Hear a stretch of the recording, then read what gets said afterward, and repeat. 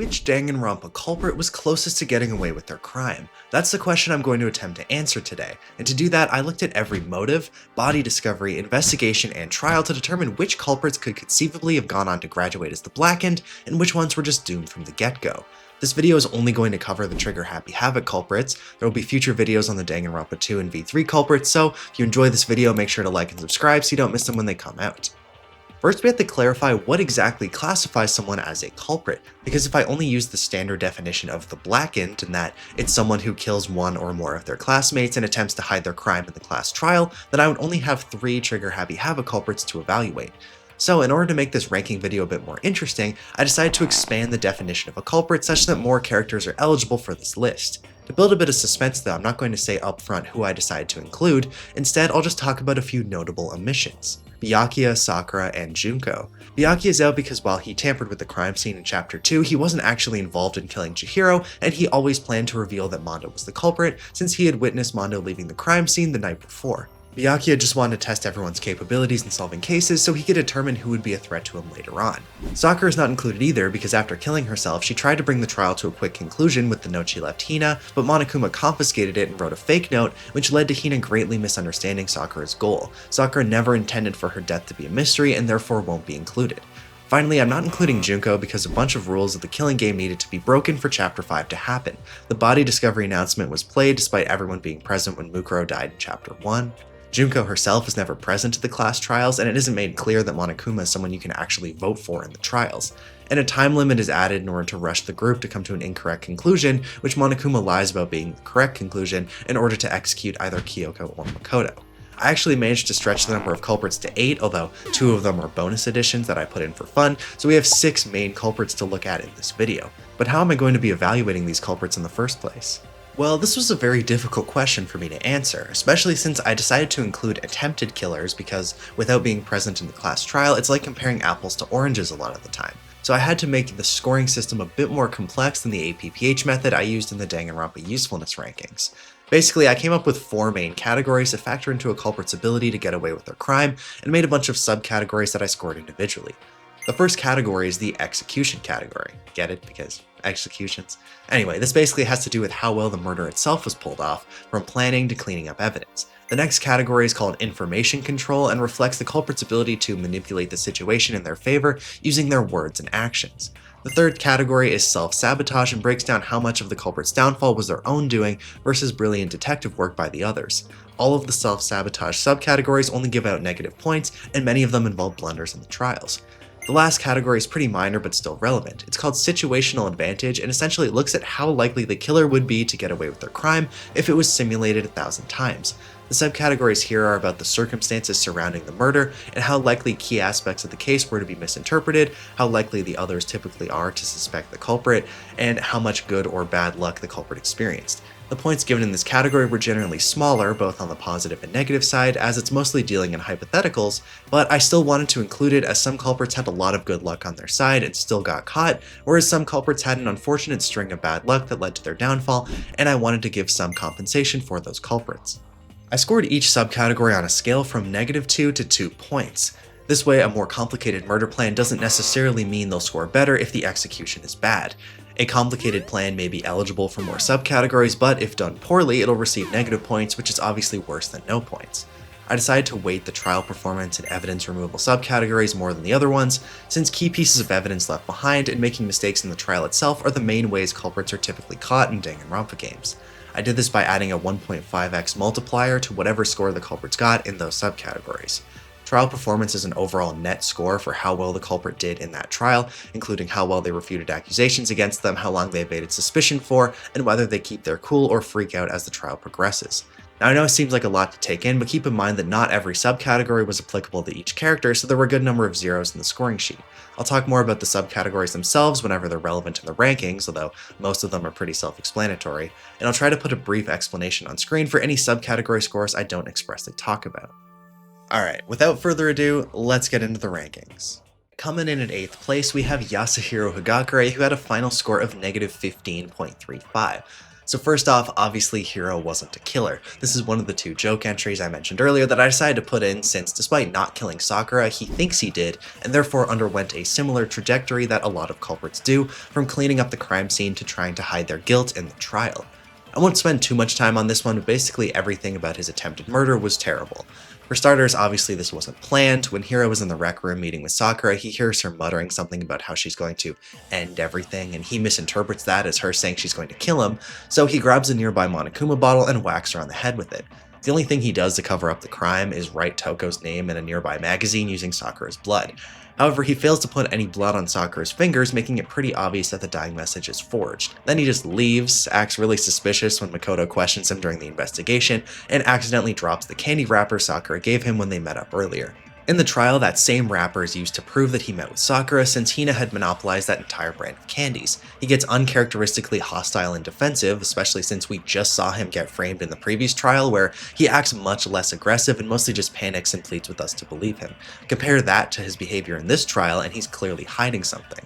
He brings up the dying message to try to shift the blame to Toko, but this unintentionally proves that he wrote the fake dying message since Hina had barred him from the crime scene, meaning that he shouldn't have been able to see the message during the investigation.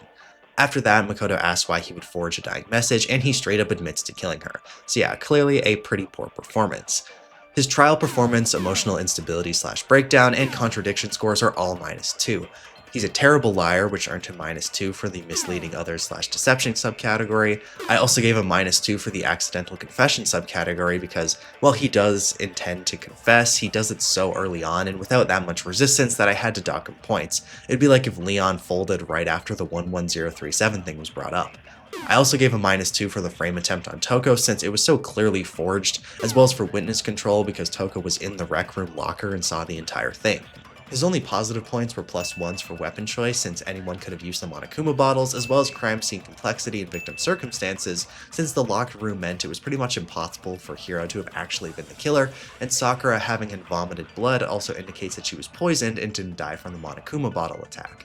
All in all, Hiro is very lucky that Sakura didn't die from the Monokuma bottle because if she did, Hiro would have been executed as the Blackened within the first 10 minutes of the trial. Coming in at 7th place with a score of -9.31, it's Leon Kuwata. This one wasn't too surprising for a number of reasons. As the first case in the entire franchise, they had to make it relatively straightforward for the player so they could get a feel for the investigation and trial segments. Additionally, from an in-game perspective, Leon didn't know the specifics of the trial until after he killed Sayaka. The rule regarding graduation that was told to all the students during the prologue was, anyone who kills a fellow student and becomes blackened will graduate unless they are discovered. So while he didn't know the details of the trial system, he still knew that he had to get away with it, which is evident by the fact that he did attempt to clean up the crime scene. Leon's kill wasn't premeditated. He was sent a note from Sayaka asking to meet in her room, which, unbeknownst to Leon, was actually Makoto's room. Sayaka attacked him with the kitchen knife, and Leon used the replica sword to turn the attack around on Sayaka, causing her to drop the knife and flee to the bathroom. Makoto's bathroom door gets stuck, but since Leon thinks he's in Sayaka's room, he assumes it's locked and leaves to get a screwdriver to force the door open. He stabs Sayaka with the same knife she planned to kill him with. Before she dies, Sayaka writes Leon's name with her blood on the wall behind her, using her body to block the message. Afterwards, Leon tries to clean up the crime scene by using the lint roller to remove his hair, which is pretty smart given that he's the only person with red hair. He went to the laundry room to try to wash the blood out of his shirt where he finds Hiro's crystal ball. This sparks an idea and Leon brings the ball to the trash room where he utilizes his ultimate baseball skill to throw it through one of the holes in the metal gate, hitting the incinerator's power button. Then he balls up his bloody shirt and throws it into the incinerator, not noticing that a tiny piece of sleeve falls onto the floor, leaving behind a crucial piece of evidence. Obviously, killing Sayaka was a spur-of-the-moment decision, but there are actually quite a few positive aspects to his plan's execution. Because the crime was committed at night, no one had alibis other than Hina and Sakura, and while Leon didn't have an alibi either, it was still possible for almost anyone to have committed the crime. The kitchen knife could have been obtained by anyone, and if anything, it was linked to Sayaka since Hina and Sakura saw her go into the kitchen when she took the knife and noted that she was acting strange. And while he mostly just inherited Sayaka's plan of framing Makoto, the fact that Sayaka was killed in Makoto's room causes most of the cast to consider him the prime suspect. The biggest flaw in his execution was the evidence removal. While he did remove hair from the crime scene, he failed to notice Sayaka's dying message when he was cleaning. Seems a bit odd because you can clearly see something written behind Sayaka when you enter the bathroom, and you'd assume he would have gone in the bathroom while he was using the lint roller to clean his hair, considering he literally stabbed her there. And even if he didn't understand it because it's in English, not Japanese, and written upside down, I feel it's common sense to get rid of any potential message or clue that your victim wrote out in their own blood, but I digress. Contrary to what the game says, this isn't some infallible evidence against Leon, since someone could have used Sayaka's blood to write the message and put some on her finger to make it look like she wrote it. Hiro, take notes. The real pieces of evidence against Leon are found in the trash room: the shattered crystal ball, the burned shirt piece with blood on it, and the still turned on incinerator. As Kyoko points out later in the trial, all you have to do is take one look at the trash room to know that the killer never actually went inside past the gate, otherwise the evidence would have been disposed of much better. This is especially damning because as the ultimate baseball star, Leon is obviously the only person who would even dare attempt to throw key evidence 30 feet through a small gap in the gate. And the final piece of evidence that's the nail in the coffin is Leon's open toolkit, which proves that he used a screwdriver to force his way into the bathroom. If he realized that he was in Makoto's room, he could have used Makoto's screwdriver, or even just realized that the door wasn't locked, just stuck. But he didn't, and it ends up being the final piece of evidence that gets Leon to break. One thing I like about this case in particular is the realistic approach it takes to how Leon would have to go about disposing of his bloody clothes after killing Sayaka. I especially like the dynamic of the trash room and how only one person will have the key at a time on a rotating basis. There's a pretty major aspect to this case, so I'll be interested to see how it's explored in the future cases.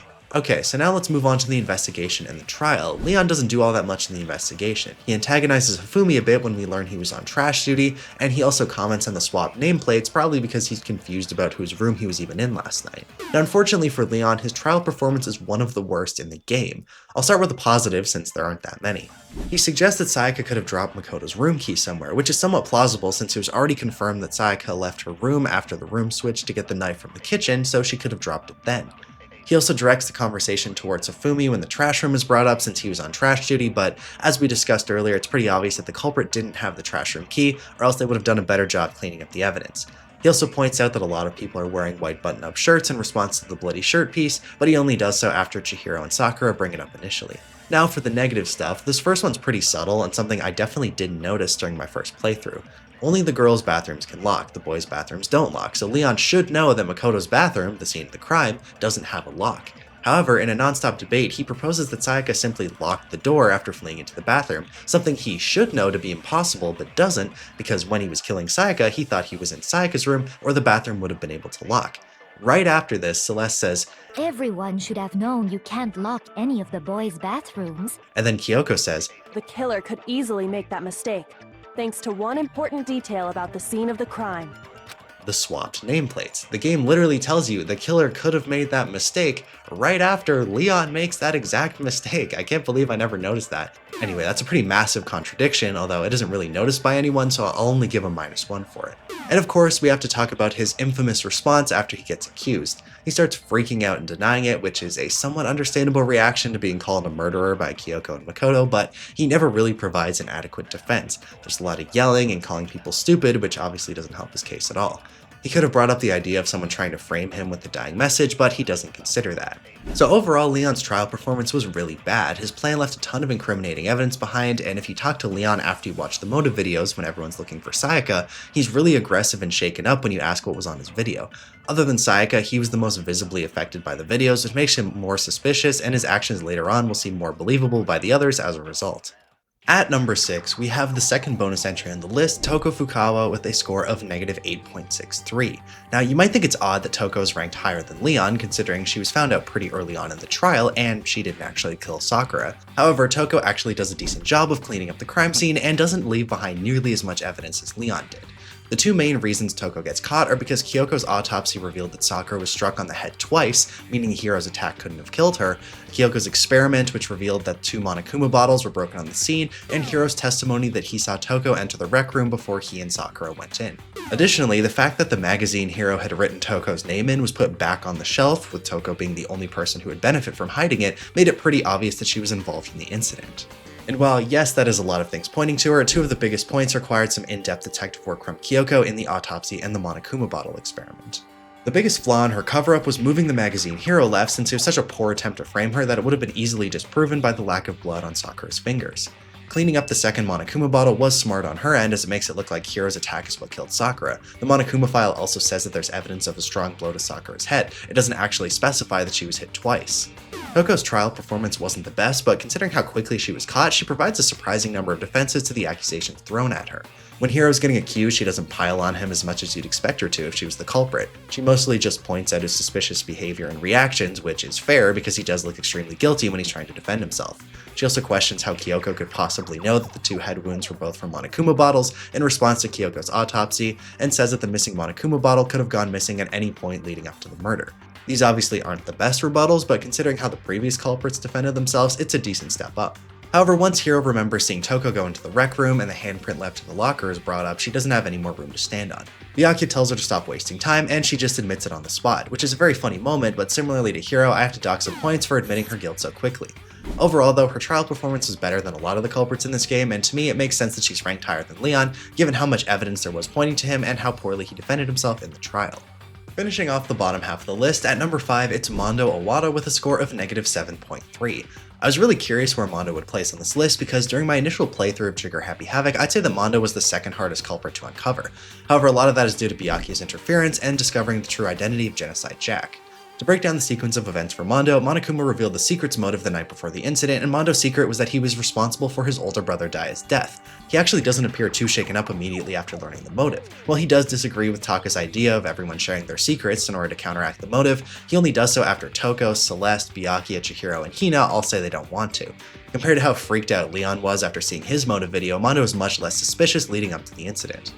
Chihiro asked Mondo to work out in order to get stronger, and when they meet up, Mondo learns Chihiro's secret, which is, and I quote, "Even though he dresses like a girl, Chihiro is actually a boy." Chihiro's response to the secret's motive is to try and get stronger, which is evident in Chihiro's dialogue and obsession with strength in Chapter 2. Mondo realizes that Chihiro is actually taking steps to grow and get stronger, which strikes a nerve as Mondo has been burying his secret and desperately trying to run away from his past. And in a moment of rage, he kills Chihiro with a dumbbell. Interestingly, just like Leon, this was an unplanned murder. Afterwards, Mondo moves the crime scene to the girls' locker room, which is primarily done to protect Chihiro's secret, but also makes the crime more complex and increases the suspect list. Because Chihiro was killed in the boys' locker room, only someone with a male student handbook can enter.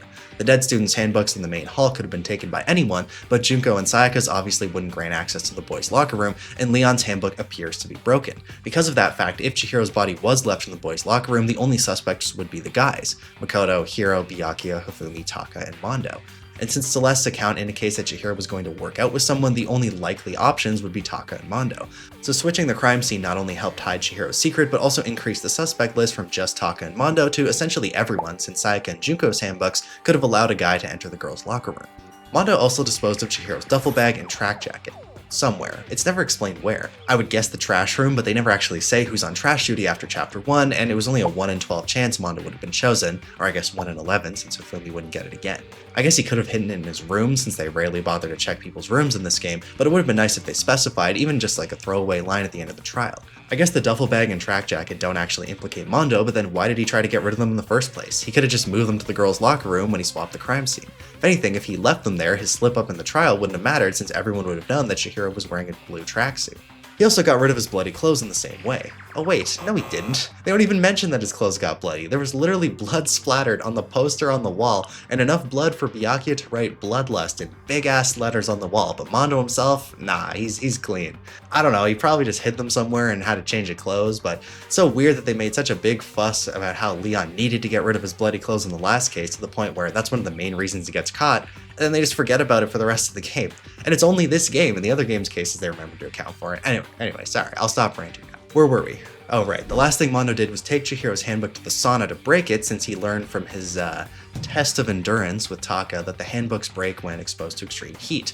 For some reason he left the handbook in the sauna after it was broken, which is especially dumb since it makes it a lot easier to figure out how to break the handbooks when you leave the broken handbook in the only place it's possible to break the handbooks. You should have just put the handbook into the void with the duffel bag, tracksuit, and the bloody clothes. Okay, I'm done. It's important to note that Byakuya saw Mondo leaving the girls' locker room after switching the crime scene. After investigating, Byakuya tries to frame Genocide Jack as the culprit since Toko ran out of icebreakers with Byakuya and told him she has a split personality with a serial killer so he'd pay attention to her. Overall, for the evidence removal portion, I'm giving Mondo a score of -1.5. There isn't much evidence that points to Mondo other than the broken handbook in the sauna, and even that isn't that damning until Monokuma reveals the handbook's weakness to heat. However, because of the contest in the sauna with Taka, it heavily implicates Mondo since he's the only person who would definitely know how to break the handbooks. Other aspects of the plan's execution are that by using the dumbbell as a weapon, it narrows the suspect pool considerably. They don't specify how heavy the dumbbell is, but it looks quite heavy considering how many plates are on each side. Realistically, only Mondo, Taka, Sakura, and maybe a few others, if it's lighter than it looks, could have effectively wielded it as a weapon, so I'm giving Mondo -1 for that too. On a positive note, since the crime was committed at night, no one had alibis. Mondo's trial performance is actually a lot better than expected. He's able to blend into the background for most of the trial, in large part due to Byakuya's antics and the genocide Jill reveal, and doesn't come across as overly suspicious until after he's accused. He also doesn't immediately pile on Byakuya when he's first accused of being a killer, and even later on when he does accuse Byakuya more, it makes sense given how much Mondo hates Byakuya, and how Byakuya has done a lot of things that are worthy of being suspected for. A stark contrast to how Leon was just blaming Makoto non-stop in the first trial. But of course, a strong trial performance can't last forever, as he makes a huge slip-up by accidentally revealing that he knew Chihiro was wearing a blue tracksuit. It's hard to come back after making a blunder like that, but honestly most of Mondo's responses was just stumbling over his words and denying everything. Taka actually defends Mondo more than Mondo defends himself, and we even do a bullet time battle with Taka instead of Mondo. And while I wouldn't necessarily call this emotional manipulation, since Mondo was genuinely friends with Taka before the motives were revealed, I'm still going to give +1 to Mondo in emotional manipulation, since part of the criteria for that subcategory is having someone defend you of their own volition after you get accused, which Taka certainly does. The defenses Mondo provides himself are pretty weak lies to get refuted almost immediately, like how he says he saw Chihiro carrying the tracksuit in the hall, but Celeste said Chihiro stuffed the jacket deep into the duffel bag after their encounter, and how Mondo says his handbook works just fine, which directly leads to the smoking gun, the fact that Mondo has Leon's handbook, which can be proven by simply turning on his handbook and seeing whose name pops up. After that, Mondo admits to killing Chihiro. There is the supposed contradiction Mondo makes during the investigation that only Kyoko catches, where Mondo refers to Chihiro as dude and not chick, which indicates that he knew Chihiro's secret. I gave him -1 for that contradiction because I personally don't find that quite as damning as the game implies it is. I know that dude is typically a nickname for a guy, but I've definitely called some of my friends that are girls dude before, and I don't think it's that abnormal that he called Chihiro dude. Plus, apparently he calls girls chicks, but I cannot recall a single time he referred to a girl as chick. I don't really want to go through all of his lines, so it's possible he does on a couple of occasions, but it's definitely not some super noticeable pattern like the game presents it as. So that's why I only gave him -1 for that. It just seems like a bit of a stretch, but it's not a huge deal. I also gave Mondo +1 for randomness, since it was pretty unlucky that Byakuya happened to see him as he was leaving the crime scene, but it still wouldn't have changed whether Mondo would have been caught or not. Regardless, Mondo rounds out the back half of the list and is 5th place overall. Starting off the top half of the rankings, we have Hifumi Yamada in 4th place with a score of -6.52. Hifumi was a difficult character to add to these rankings because, due to his alliance with Celeste, he didn't come up with the murder plan himself, and he was killed before he could make it to the trial, so there's not nearly as much to talk about as with the previous killers like Mondo and Leon. I'll quickly go over the sequence of events with Hifumi, starting with how he and Taka were fighting over Alter Ego, who was then stolen the night before the incident. Celeste meets up with Hifumi later that night and tells him that Taka forced her to steal Alter Ego and shows some pictures of it in Taka's room as proof. She also says that Taka abused her, took pictures of it, and was going to kill Hifumi and graduate with Alter Ego. And like, come on now, Celeste, aren't we laying it on a little bit thick here? I half expected her to keep going and be like, Taka also called your mom ugly, and he said that Princess Pickles was stupid. I mean, like, we're literally talking about the ultimate moral compass here. I know he had gone a bit off the rails after Mondo died, but still. The more absurd the lies she added, the less believable it seems, and it makes Hifumi come off as frankly pretty naive for buying into it so much, especially since it's coming from Celeste, who is not exactly known to be trustworthy. But I digress. Regardless of the reasoning, Celeste convinces Hifumi to team up with her. Hifumi created the Robo Justice costume, who I will be referring to as RJ from now on because I say Robo Justice like 20 times in the script and I really just want to abbreviate it. They designed it so that only Hiro could fit in the costume. They also painted all 4 Justice Hammers, one of which will be Taka's murder weapon. They lure Hiro into the rec room with a note, which of course he listens to because it's Hiro, and they drug him into unconsciousness with chemicals from the nurse's office. They put him in the suit, which is designed so it'll stand up on its own, and take the picture of Hifumi being dragged away by RJ. Then they stuff Hiro into the pool locker, still in the suit. Using the same note technique, they lure Taka into the storage room and Hifumi kills him with Justice Hammer 4. The next day, Hifumi and Celeste put on their whole performance and wild goose chase, starting with Celeste pretending to be attacked in the rec room, where she shows everyone the picture of RJ taking Hifumi away. They find Hifumi in the library and bring him to the nurse's office to recover. In the library, Hifumi says Robo Justice attacked him after dragging him there, and he says that he just decided to call him Robo Justice in that moment. However, the costume has the initials R and J on them, which makes Hifumi look pretty suspicious. It's possible that he could have noticed the initials as he was being attacked or dragged away, but for him to also think of a nickname that makes sense with the costume's theming after being smacked in the head with a mallet is pretty unlikely. That might seem nitpicky, but if the game can use the dude and those guys comments as major contradictions, then this one counts too. They leave him alone in the nurse's office for some reason and go looking for RJ. Celeste lures everyone to the 3rd floor, and shortly after, Hifumi screams from the nurse's office and the group splits up, with half going to check on Hifumi and the other half going to find RJ. Celeste, Makoto, and Hina all find Hifumi's body with a ton of blood gushing from his head and Justice Hammer 3 lying next to his body. Makoto goes to tell the others, and Celeste takes Hina to the bathroom since she's justifiably feeling pretty sick after seeing Hifumi's bloody corpse. Of course, Hifumi's just playing dead, so once he's alone again, he gets up, uses a Princess Pickle's glasses cleaning cloth to clean the blood off his glasses, throws it in the trash can in the nurse's office for some reason, and goes up to the 3rd floor. He uses the tarp and the dolly in the storage room to move Taka's body to the repository, where he locks the door from the inside. After the others notice that both bodies disappeared, they split up to try to find them. Hifumi lets Celeste into the repository without anyone noticing, where she kills him with one of the mallets in the art room. Once the bodies are rediscovered, a body discovery announcement plays for Hifumi since the earlier one was just for Taka. Then Hina's tears apparently bring Hifumi back to life momentarily, and he seems to have regained his memories. Hina asks who killed him, and he says Yasu Hiro before closing his eyes for the last time.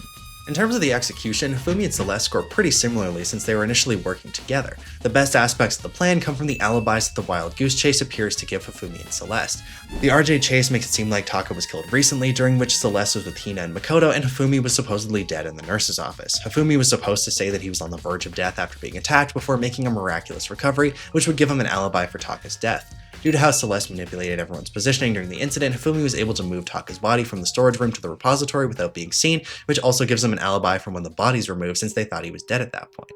The number Justice Hammers are also ways Celeste and Hifumi manipulate the crime scene, as they cause confusion about the killing order and their weapons that anyone had access to. The frame attempt on Hiro is difficult for me to judge because it's by far the most involved frame job in Trigger Happy Havoc and arguably the series as well. Unfortunately, this is actually a detriment because there are so many things pointing to Hiro as the culprit, it seems less likely that he, of all people, could pull something this elaborate off.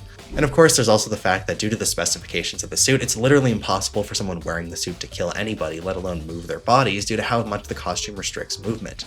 So on the one hand, the frame attempt went exactly as planned. Both Celeste and Hifumi would have alibis for the body discoveries and the movement of the bodies, and Hiro is one of the only people without an alibi and is found wearing the Robo Justice costume.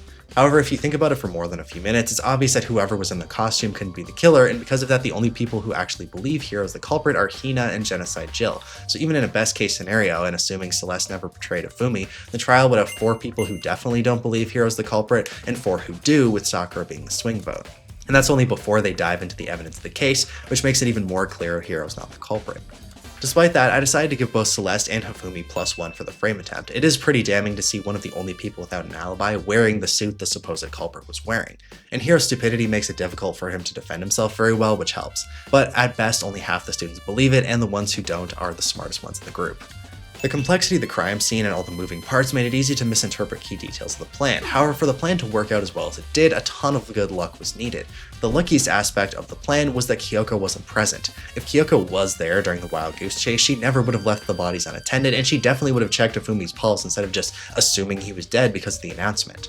They were also pretty fortunate that Hiro left his dorm room unlocked so they could plant the RJ blueprints and costume inside, although alternatively it speaks to why Hiro's carelessness made him a good choice for a patsy. It was also pretty lucky that both Hiro and Taka decided to follow the orders of strange notes they received asking to meet up in the middle of the night. After they drugged Hiro and stuffed him in the costume, what would they have done if Taka had just ignored the note? Even the timing of both groups finding the bodies at the same time was pretty lucky. I know Celeste had planned it out that way, but she had no way of knowing how fast the Byakuya Toko Sakura group would find Taka's body after splitting up. They need to find both bodies within seconds of each other for it to be believable. Anyway, maybe some of that is a bit nitpicky, but for that much to go in their favor just for their plan to get figured out anyway, pretty easily I might add, I have to give both Celeste and Hifumi -2 points each. I'm also going to give Hifumi -2 for his accomplice choice. Obviously he was tricked and manipulated by Celeste, and he definitely had a bit of a thing for her, but she's probably the last person I'd agree to team up with in a killing game, especially when part of the plan involves pretending to be dead and by some miracle coming back to life afterwards. Even if she hadn't betrayed him, he still would have been been incredibly suspicious, and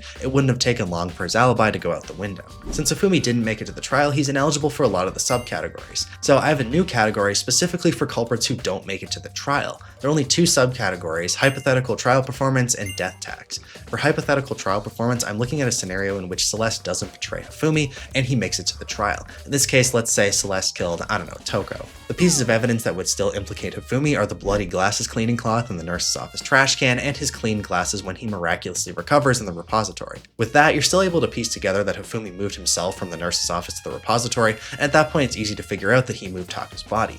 Additionally, Taka's watch would still be broken, showing 6 o'clock, meaning that everyone's alibis for Taka's murder would go out the window. Hiro's innocence would also still be proven due to the restricted motion in the RJ suit, which would tie into the realization that only Hifumi and Celeste actually saw RJ. The only piece of evidence that might not have been brought up in this scenario was the letter Hifumi took from Taka's corpse that Kyoko normally finds in Hifumi's pants. If he was still alive, he'd probably have hidden it somewhere else, or at the very least, Kyoko probably wouldn't have searched his pants. As a result, I'm giving Hifumi -2 for his hypothetical trial performance. The final subcategory for the non-trial culprits is the death tax. Basically, the culprits who die before making it to a trial miss out on a lot of the self-sabotage categories, all of which give negative points, and this is intended to even the playing field a bit. Plus, it's pretty hard to try and get away with your crime if you're dead. Even if it goes undiscovered, you can't actually graduate and leave the school, which is the goal of most of the culprits. Okay, now we've reached the top 3 culprits in Trigger Happy Havoc. Number 3 is fittingly only one spot above Hifumi. It's Celestia Ludenberg with a score of -4.84. Celeste's plan was basically the same as Hifumi's, except obviously Celeste was always planning on killing her accomplice. I do want to talk about Celeste's role in the whole wild goose chase with Robo Justice. Like, I get that it's only the 3rd case in the series, and because of how complex it is, they probably wanted to make it a bit more obvious for the player, but oh my god, Celeste acts incredibly suspicious and out of character during this whole ordeal. First off, her story has a ton of holes. She claims she lost consciousness for an hour after she was attacked by the suspicious individual, but she was somehow able to get a picture of RJ dragging Hifumi out of the room. Even the fact that this apparently mysterious individual is going around attacking people without killing them makes no sense. Why would anyone participating in the killing game attack 2 people without killing them? It just leaves witnesses and makes it more likely you'd get caught. After they bring Hifumi in the nurse's office, Celeste claims to see RJ moving around at the top of the stairs, and in the heat of the chase, she stops to ask what they should yell if they find RJ, and asks if "ha-ah" is okay. Like, what? She was just acting really frightened when she saw his shadow, and then she laughs when Hina says to yell "Doya"? It just feels so obviously phony. Then Celeste yells up on the 3rd floor, despite the fact that everyone was supposed to be searching the 2nd floor, and Byakuya even comments on how odd it was for Celeste to scream like that. Later on, when they find Hifumi's body for the first time, Celeste is sure to comment on how he's dead, and she kinda hams it up a bit, to be honest, to the point where it seems pretty inauthentic. Look at this! Do you know anything about this? About what? About what a beautiful date? Oh my god, that is surprising! Oh, I had to stop that last sentence in the middle because I was so surprised. What happened? Gee, I don't know. Do you know what happened? Okay, jumping ahead a bit, the bodies disappear and Celeste meets up with Hifumi in the repository, and she kills Hifumi using one of the hammers on the wall. She washes the blood off of the hammer. I guess there's a sink in the repository somewhere. I can't really see one in the picture, but I'll give them the benefit of the doubt. Anyway, then she changes into the spare clothes she brought because of how much blood there is on Hifumi's head, and Taka's for that matter. You'd think that some blood would have splattered on her clothes. She couldn't have left the repository since there were a ton of people patrolling the floor looking for the bodies, so she balls up her bloody clothes and puts them in Hifumi's socks because she knew that even Kyoko wouldn't look there. Celeste leaves the repository without being seen, even though Sakura and Hina were checking the art room right outside, and tells everyone that she found the bodies. Hina's tears bring Hifumi back to life, where he seems to have regained his memories and says his killer was Yasuhiro. And because of this moment, I'm actually going to talk about Celeste's randomness score now. All of the good luck I mentioned for Hifumi's score still applies, but the fact that Hifumi happens to get his memories back, where I guess he knew Celeste's real name, and her last name is the same as one of the 7 remaining students, and Hifumi calls her that because he only refers to people by their last names, and that person is the same person Celeste decided to frame is frankly a Nagito level string of good luck. The fact that she still didn't win, even with all that good fortune, is crazy. She definitely gets a -2 for randomness, and honestly this trial is one of the reasons I added a randomness subcategory in the first place. In the investigation, Celeste doesn't interfere much. She mostly just says that Hiro's definitely the culprit at every opportunity. And I understand there's a lot of evidence pointing to Hiro, but for someone like Celeste to jump to conclusions like that and not even consider any other possibility, I'm sorry, it just comes off as suspicious. Her becoming a culprit makes a lot of sense, but they build her up as this master manipulator and liar, and when we finally get to see her in action, the reality doesn't come close to matching the expectations that they created for us. Anyway, they find Hiro and stuff in the pool locker, still in the RJ suit during the investigation. This was another pretty big flaw in Celeste's plan, because by letting us see and inspect the costume, it's obvious that Hiro couldn't have killed anyone or moved the bodies while wearing it. Plus, as Kyoko points out later, if it was Hiro, why would he have hidden in the locker or made a suit that he can't even take off by himself? So in terms of the execution of the murder plan, Celeste scored the same as Ifumi for alibis, weapon choice, frame attempt, and crime scene manipulation. I only gave her minus 1.5 points for evidence removal, since the main pieces of evidence left behind were a result of Ifumi. The bloody glasses cleaning cloth, his cleaned glasses, and the note they sent to Taka in Ifumi's pants. She should have taken off Taka's watch to hide his time of death, but that at least doesn't connect to her specifically. She did choose Ifumi as her accomplice though, and therefore shares some responsibility for his mistakes. I also gave her +2 for witness control, since it was genuinely impressive, if a bit lucky, how she was able to manipulate everyone's positions during the wild goose chase to ensure that Hifumi could move around without being seen. Despite how suspicious her behavior was, it would have been much worse if she let someone see Hifumi walking around after having quote-unquote died, so I had to give her props for that. Celeste actually has the highest execution score, including the 2 culprits above her in the rankings. While the plan was far from perfect, all of the complexities and moving parts create a situation that's very difficult to interpret in the moment. In terms of causing confusion and chaos, she did a great job. However, she loses a ton of points in her trial performance and in the self-sabotage categories. Now, despite all my gripes with how weak her lies were, I'm still giving her a +1 for misleading others / deception, because despite how easily the player can see through her lies, she completely manipulated Hifumi into believing they were partners, as well as control Taka and Hiro with the note she sent. However, I have to give her a -3 for trial performance. Straight out of the gate, Celeste is extremely insistent that Hiro's the culprit, and every time someone brings up evidence that proves Hiro's innocence, she argues it until there's no more room for debate, which is such a stark contrast to her actions in the previous trials. In the second trial, she held on to the information she had about seeing Chihiro with the tracksuit and duffel bag until the very end, which allowed Kyoko to bluff and catch Mondo's contradiction, since she hadn't told anyone other than Makoto what color the tracksuit was. Whereas here, she argues every point we make, even relatively inconsequential aspects of the case, like the fact that Taka's body was moved with the dolly. We actually get a BTB for the dolly, like let it go girl, it's not that deep. It does lead to the point about how Hiro in the RJ suit couldn't have bent down to use the dolly, but I'd argue that any method of moving a literal corpse wouldn't have been possible in that restrictive suit. On a slightly more positive note, she does keep her cool when initially accused and doesn't freak out. Yet. She does actually provide some solid defenses for why she couldn't be the culprit, which is more than Leon and Mondo did. She brings up the picture of RJ dragging Hifumi away and how Hifumi's last words were Yasuhiro, which are decent enough points even if they get refuted relatively easily. But once Makoto brings up that we don't know Celeste's real name, she really starts to lose it and looks incredibly guilty, especially with her accent slipping. Celeste's trial performance is the opposite to Leon and Mondo's. Those two were fairly inconspicuous for most of the trial, but fell apart once they got accused. Celeste was extremely suspicious at the beginning of the trial, but actually defended herself decently once accused. I still have to give her -3 though for how out of character she acts when tunneling on Hiro. I also docked her a point for her choice of accomplice. Not only did Hifumi leave multiple pieces of evidence behind, but due to the nature of her plan in that her accomplice's body would appear to have been carried up from the 1st floor to the 3rd floor without anyone noticing during a short window of time, Hifumi's stature led many people to question how it could possibly have been done, more so than if someone with a more petite physique was moved. And I'm not trying to body shame or anything, the game itself points out that it's so unbelievable that Hifumi of all people was moved that far in that little time. To be fair though, there weren't that many better choices. Of the surviving students, the only ones who could have maybe been carried up easily would be Toko, Hina, Makoto, and Kyoko, none of which would have gone along being Celeste's accomplice. It's more of a flaw in Celeste's plan than anything else, but I'm still going to take away a point in this category since her choice of accomplice led to more problems than it did benefits. Celeste tied for the worst self-sabotage score with Hiro and was definitely the biggest reason why she wasn't higher on the list. I give her -2 for contradictions in that her whole personality from the moment the wild goose chase starts is a contradiction to how she's acted for the rest of the killing game. There are multiple comments made by other characters on how weird and out of character Celeste's actions are. Her plan is also way too complicated. In the moment, it's really confusing as the bodies are disappearing, but during the investigation, it becomes really clear that the RJ story isn't real, and once Hifumi is found out, Celeste is screwed as they were the only ones to ever see RJ in action. The last thing I'll say about Celeste is that similarly to Mondo's supposed screw-up of referring to Chihiro as dude during the investigation, Celeste makes a similar slip-up when she says that we're all going to die, just like those guys died. The mistake comes from the fact that Celeste hadn't seen Taka's dead body yet, so how did she know multiple people died and that they were both guys? I only docked her 1 point for this because it's a bit weak in my opinion.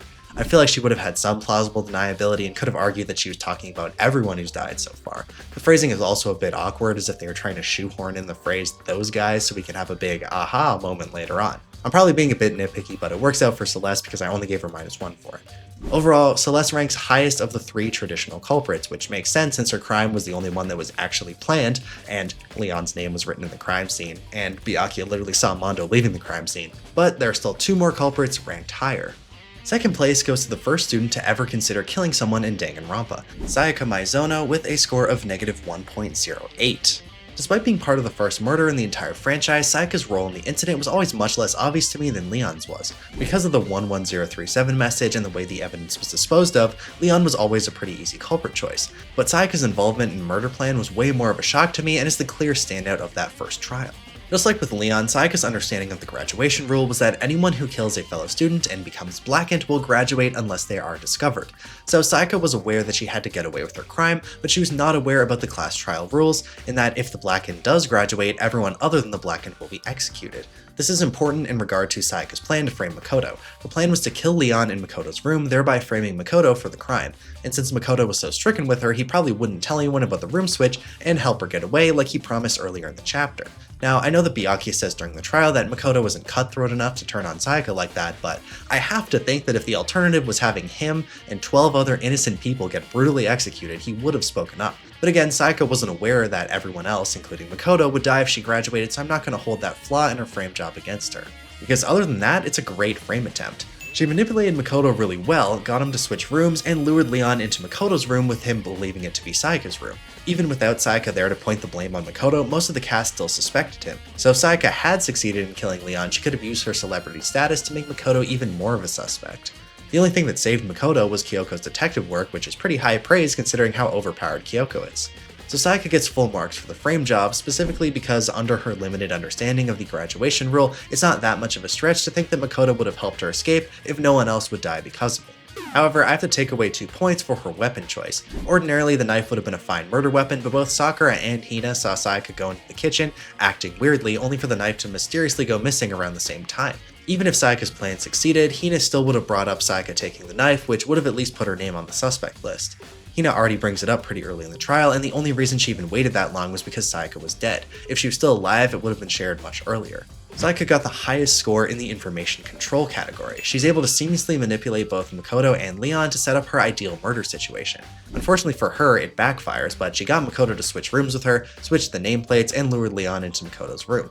Along the same lines, I gave her +2 for emotional manipulation. Now there's a lot of speculation over how much Sayaka cared for Makoto in the end, and I'm not here to dive into that. Regardless of her feelings towards him, it's a fact that Sayaka took advantage of Makoto's affection towards her to set him up as the killer. Her hold on him was so strong that Makoto adamantly defends her when Kyoko first hints at Sayaka's involvement in the incident.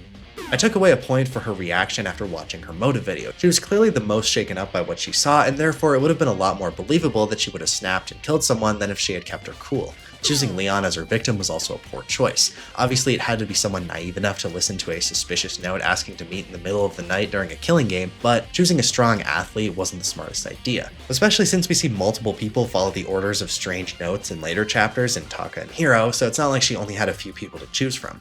If Sayaka's plan succeeded, she likely would have switched the nameplates back to hide the fact that she was staying in Makoto's room. However, I'm going to assume that she would not have gotten rid of the top page of Makoto's notepad that had the note Sayaka had written to Leon imprinted on it, since she had a chance to dispose of that in between writing it and sending it to Leon. It's something that can be easily overlooked, and Kyoko was the only one who noticed it during the investigation. Sayaka signed the note, which would heavily implicate her as the culprit. As I mentioned earlier, Hina and Sakura saw Sayaka as she was going to take the knife, which would also cast suspicion on her. And now, all jokes aside, there's the serious question of what Sayaka would have done with the blood that got on her clothes after stabbing Leon. At least in some of the other cases, like with Mondo, there are multiple floors unlocked in the school to potentially hide evidence, including Mondo's own room, which was never searched. But in this case, Makoto was staying in Sayaka's room, Hifumi had the key to the trash room, and the only places that were unlocked were the first floor of the school and dorms. There wasn't really anywhere for Sayaka to hide her bloody clothes, which would have been a major problem. In the actual case, Makoto's innocence is proven partly because Leon used the lint roller to remove his hair from the crime scene, and Makoto wouldn't need to do that if he was the killer since it was his own room. Sayaka had been to Makoto's room multiple times, so she wouldn't necessarily have to use the lint roller on her hair unless there was a struggle that caused a lot of her hair to fall out onto the floor. If she did use the lint roller, it would similarly prove Makoto's innocence in the trial. Overall, I still think Sayaka would have been caught fairly easily by Kyoko. However, given Makoto's lack of aggression and his feelings for her, I feel pretty confident that she would have done much better than Leon in the trial. We'd already seen how effectively Sayaka was able to hide her emotions, so I have no doubt that she would have kept her cool, may even played up the emotions a bit after getting accused to make people hesitate. There's still more than enough evidence pointing to her though, so I'm going to give her a hypothetical trial score of -1.5. The gap between Celeste and Sayaka was quite large, which I think goes to show how a lot of the Trigger Happy Havoc culprits struggled with their murder plans, trial performance, or both. However, the gap between Sayaka and First Place is almost just as large, and First Place is the only character on this list to finish with a positive score. Funnily enough, the Trigger Happy Havoc culprit that was closest to getting away with their crime technically wasn't a culprit at all. Aoi Asahina comes in first place with a score of 0.85. To address the elephant in the room, Hina does not actually kill anyone, and you might think she shouldn't be included in a list like this. While it is true that Hina doesn't kill Sakura, the actions she takes upon learning of Sakura's death are remarkably similar to how the actual culprits act. She messes with the crime scene, points the blame at other people, and tries to get everyone executed during the class trial, the only difference being that she herself would also get executed. Hina is represented with the blackened figure during the closing argument, which is more than enough for me to include her on this list. I will admit that Hina has a slightly unfair advantage in a list like this because all of the other culprits were trying to hide their crime. Hina just has to hide the fact that Sakura killed herself. This means that a winning scenario for Hina's goal is for anyone other than Sakura to be voted as the blackened, including herself. It's a lot easier to make yourself look suspicious than someone else, and the fact that the true killer was already dead is something a lot of people wouldn't consider in a killing game, as seen by Byakuya's whole arc this trial. However, trying to cover up someone else's kill is also a disadvantage because there only ever exists one truth. No matter what Hina did, she never would have been able to explain how the locked room was created, because given that the door was blocked from the inside with a chair, the only possible explanation was that Sakura created the locked room herself. To quickly go over the sequence of events for Hina, Sakura told her that she was going to meet with Byakuya, Toko, and Hiro in the rec room to reconcile with them since they had lost trust in her after she was outed as the traitor. She sent notes requesting to meet with the three of them. Sakura then got the poison from the chem lab, spilling another poison bottle on the ground, leaving a bit of powder on her shoe. Sakura went to the rec room, was attacked by both Hiro and Jill with the Monokuma bottles, leaving her wounded. Hina found Sakura hurt in the rec room, and Sakura asked her to get some protein powder from the chem lab. After she left, Sakura used a chair to create a locked room and ingested the poison she had brought. Hina discovers this and goes to get Makoto and Kyoko. They break the window to the rec room to get inside, and Kyoko and Makoto inspect the body. Hina seizes this opportunity to take the poison bottle that was laying on the ground. She lies and says she's going to get the others, while she actually goes to the chem lab where she takes a bottle of protein powder and empties it into the poison bottle Sakura drank from. Hina leaves it on the chem lab shelf in the protein powder section. She made sure to leave footprints in the powder Sakura had spilled earlier to intentionally make herself look suspicious. Hina then takes the now empty protein powder container back to the crime scene, placing it where the poison bottle used to be, importantly placing it on top of the glass, which later proves that it was placed there after the locked room opened up. During the investigation, Hina's pretty adamant that the culprit must either be Byakuya, Hiro, or Toko since they all hated Sakura and were supposed to meet with her in the rec room right before she died. And while normally this type of behavior would warrant some suspicion, because it's Hina, who we've seen jump to conclusions countless times, especially in the previous trial with blaming Hiro, it doesn't seem out of character at all for her to act like that. Plus, Sakura was her best friend, so it makes sense that she'd be desperate to find the killer. She refuses to let Hiro and Toko investigate the crime scene, and she wouldn't let Byakuya investigate Sakura's body, essentially limiting the investigators to Makoto, Kyoko, and a limited Byakuya. Which, to be fair, isn't too far off how all the Trigger Happy Havoc cases go, but it's still beneficial to have less people investigating from a culprit's perspective. Hina's execution score was quite high. Her attempt to frame herself worked really well. Everyone other than Kyoko and Makoto believed it, and Makoto mostly didn't believe it because he didn't want to think that Hina would have done that to Sakura of all people. Ironically, this actually hurts Hina when it would have benefited any of the other culprits. She's trying to get suspected, but due to her bond with Sakura, Makoto has a hard time believing it. Also, by suspecting Hiro and Toko so much during the investigation and at the beginning of the trial, it mirrors the behavior of the other culprits who actually were guilty. Leon was pushing the blame onto Makoto, Mono tried to jump on the Byakuya accusations, and Celeste's whole plan centered around framing Hiro. By acting similarly to the previous culprits and how she recklessly accused others, it made her look like she was the culprit, which was her plan all along, with the added bonus of being fine with Toko or Hiro actually being voted as the culprit. When Byakuya starts accusing Hina in the second half of the trial, it looks like her plan was foiled, but it was actually a double bluff to frame herself as the culprit. It's easily the best frame job in Trigger Happy Havoc and arguably one of the best in the series, so I gave Hina +2. I also gave her +2 in the alibis category. Nobody had alibis for when Sakura was killed, and 3 of the 6 remaining students were supposed to meet with Sakura at the crime scene right before she was killed, meaning that they were all major suspects. Removing the bottle of poison from the crime scene was also very important, since otherwise the truth behind Sakura's death would have been obvious. However, a lot of the other ways she manipulated the crime scene backfired on her. The reason Hina's true plan was discovered was because she couldn't explain the locked room. Her footprints showed that she only ever went to the protein powder side of the chem lab shelf, and the swapped containers could be proven by the shard of glass in the poison container and the protein container being placed on top of the broken glass in the rec room. Most of these could have been avoided. Hina should have just walked from the poison shelf to the protein shelf so her footprints would corroborate with her story. The shard of glass ending up in the poison container was unlucky, but she should have put the protein container underneath the broken glass in the rec room to hide the fact that it was placed there after the incident. I'm giving her -1 overall for crime scene manipulation, as a lot of what she did resulted in her true plan being discovered. I already somewhat touched on Hina's trial performance earlier, but I decided to give her a score of +1.5, the only positive trial performance in the game. In addition to pointing the blame at Toko and Hiro early on, she also gets defensive when Byakuya brings up that the poison was the cause of death. This adds validity to Byakuya's theory that Hina killed Sakura with the poison, which is exactly what she wants. On the negative side, she confesses a bit too quickly. She doesn't even wait for Byakuya to finish accusing her. She's also a little bit too eager to vote for Toko and Hiro early on, since despite her history of jumping to conclusions in the trials, you'd think that for Sakura of all people, she'd want to make sure that her killer gets executed. And when Kyoko and Makoto start poking holes in her story, she doesn't have any great rebuttals, although that's mostly because it was literally impossible for her to have killed Sakura, so there's only so much she can say. Still a solid showing in the trial overall, especially compared to how suspicious a lot of the other culprits in Trigger Happy Havoc act in the trials. I gave Hina +1 for misleading others / deception because while Kyoko and Makoto don't believe her false confession, Byakuya, Toko, and Hiro all do, which is 60% of the other people. She also lied when she said she was going to get the others when she actually went to swap the containers, which no one called her out on at the time. The crime scene complexity and victim circumstances really hurt Hina's score because they both heavily indicate that Sakura killed herself. Between the locked room to Sakura's satisfied looking expression, it was pretty evident that she was at peace with whatever happened. In terms of self-sabotage, Hina does freak out a bit once Kyoko and Makoto start to unveil her true goal of getting everyone executed. She starts insisting that she killed Sakura, which definitely raised a few red flags that the supposed killer was yelling that they did it, as opposed to adamantly denying it. Her story of going to the chem lab to get the poison also contradicts her footprints left in the powder that show that she only ever went to the shelf with the protein powder. Despite not actually being a culprit, Hina's placement makes a lot of sense to me. In my experience, Mondo and Hina are the most difficult culprits for the player to uncover in Trigger Happy Havoc, excluding the mastermind, and in Mondo's case it's mostly because of Byakuya's interference. If you don't think that Hina should be counted, then Sayaka is the best Trigger Happy Havoc culprit. If you don't want to count Sayaka because she didn't kill anyone either, then it's Celeste. But again, this video would have been pretty boring if all I did was compare Celeste, Mondo, and Leon, and I think it's a lot more interesting to expand the pool of characters that are considered culprits than to strictly include the blackened characters. Thanks so much for watching. This video took a long time to make. It took me forever to decide on how to compare the culprits, especially when I added in the culprits who didn't make it to a class trial, since there's obviously a lot less source material to work with in those cases. The Danganronpa 2 version of this video should take less time to make than this one, since I already know how I'm going to evaluate the culprits. I was also pretty sick for a while, which is partially why this one took so long to get out. Also, if you didn't see my community post, I have a second channel now called Ultimate Side Quest, where I'm currently uploading my blind playthrough of Danganronpa Another. A lot of you guys wanted to see my first experience with the Another game, so I decided to post the Let's Plays over there. I figured I'd reserve this channel for analysis videos and use that channel for any Let's Plays or other less edited videos that I don't want to upload here. So if you're interested, go check it out and subscribe. I'll put a link to the channel in the description. Let me know in the comments which placement you found the most surprising and which Danganronpa 2 culprit you think will be ranked the highest in the next video. Thanks again for watching and have a fantastic day.